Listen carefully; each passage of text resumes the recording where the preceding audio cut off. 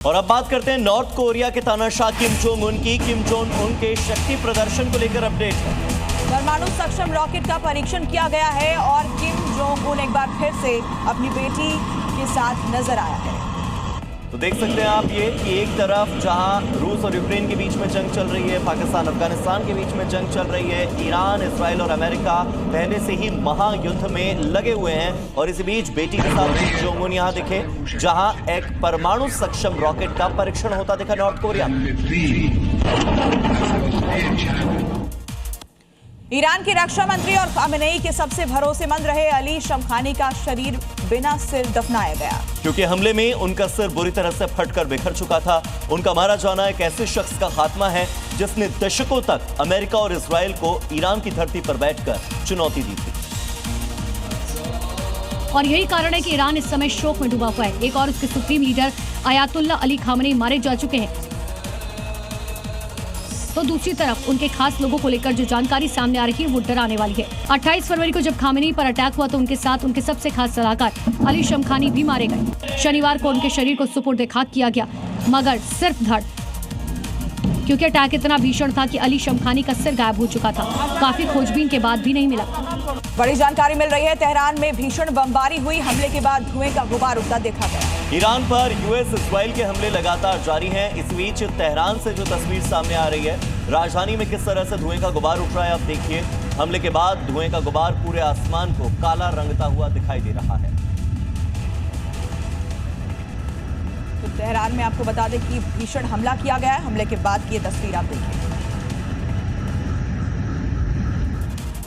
Iran के हमलों का जवाब देने के साथ साथ इजराइल जबरदस्त पलटवार भी कर रहा है। आईडीएफ ने स्ट्राइक कर पश्चिमी ईरान में एक ड्रोन स्टोरेज फैसिलिटी को टारगेट किया और वहां जबरदस्त तबाही मचाई। ईरान की ड्रोन स्टोरेज फैसिलिटी पर हुई स्ट्राइक की आईडीएफ ने वीडियो भी जारी कर दिया है। इस वीडियो में दिख रहा है कि इजरायली सेना ने ड्रोन ठिकाने को एक झटके में धमाका कर उड़ा दिया। हमले के बाद पूरे इलाके में आग की लपटें और धुएं का गुबार छा गया। इजरायली हमले से बचने के लिए ईरानी सैनिक वहां से भागते हुए भी नजर आए, जिन्हें टारगेट कर एक एक को मार गिराया जा रहा है। अमेरिका और इजराइल से ईरान का ये युद्ध 16वें दिन में अब पहुंच गया है। वक्त बीतने के साथ साथ युद्ध और ज्यादा खतरनाक होता जा रहा है। ईरान से जारी युद्ध के बीच में अमेरिका के लिए नॉर्थ कोरिया के तानाशाह किम जोंग उन बड़ी मुश्किल खड़ी कर सकते हैं, क्योंकि एक बार फिर से किम जोंग उन अमेरिका को तेवर दिखा रहे हैं। सी ऑफ जापान की तरफ 10 बैलिस्टिक मिसाइलें दागकर किम ने बताने की कोशिश की है कि वो कैसे युद्ध का पासा पलट सकते हैं। नॉर्थ कोरिया के तानाशाह किम जोंग की बैलिस्टिक मिसाइलों का ये शक्ति प्रदर्शन बता रहा है कि वो युद्ध में उतरने के लिए किस कदर बेताब है। किम दुनिया को दिखाना चाहते हैं कि उनकी ये आग बरसाती मिसाइलें युद्ध में कैसे गेम चेंजर साबित हो सकती हैं। किम जोंग के तेवर इसलिए भी गर्म है क्योंकि साउथ कोरिया और अमेरिका अपना सालाना फ्रीडम शील्ड अभ्यास कर रहे हैं और इस युद्ध अभ्यास को नॉर्थ कोरिया अपनी सुरक्षा के लिए एक बड़े खतरे के रूप में देखता है। अब जब अमेरिकी मिडिल ईस्ट में युद्ध के मोर्चे पर डटा हुआ है तो किम अपने बड़े दुश्मन अमेरिका की राहों में कांटे बिछा सकते हैं। आधुनिक दौर में युद्ध पारंपरिक तरीकों से नहीं बल्कि टेक्नोलॉजी से लड़ा जा रहा है, जिसमें आत्मघाती ड्रोन गेम चेंजर साबित हो रहे हैं, क्योंकि ड्रोन पलक झपकते ही दुश्मनों के खेमों में घुसकर तबाही मचा सकते हैं। इसी मकसद से अमेरिका ने ईरान के खिलाफ युद्ध में मेरॉक्स ड्रोन की खेप तैनात की है।